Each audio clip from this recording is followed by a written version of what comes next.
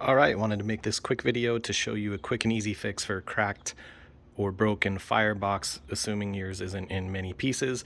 This is a great solution, trying to make this very short and quick like any video I would post so that you don't have to waste time for minutes going through this. Anyway, I tried first using the fireplace mortar and I put that in the crack, applied it as it was supposed to be applied, cured it, did all those good things, and quickly mine just split again. So you can see where the remaining mortar is. Best solution, saw a guy with a super long video with this, didn't need to do that, so here it is.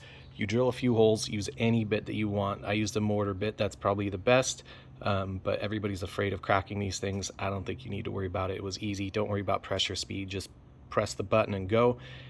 Take some of this braided metal wire, twist it in there, get it nice and tight.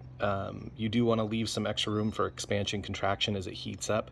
That's the reason I'm not doing any fixed bolts or brackets, and ultimately you don't need it to be super airtight. Again, this is within the Kamado grill, so this one happens to be a Louisiana grill. This firebox is very similar to the Big Green Egg. What you'll find if you're doing research is that these fireboxes typically can be replaced under warranty, but they're also different sizes depending on what brand. So it's not like you can buy a Big Green Egg one to fit your Louisiana grill, for example. Kamado Joe makes a really nice system where they have separate porcelain plates that go into their system. I'm sure they made that upgrade because so many people have fireboxes cracking. But even if this lasts one season, it's real easy to reapply the wire. So I definitely recommend it. So hopefully this helps you. Bye.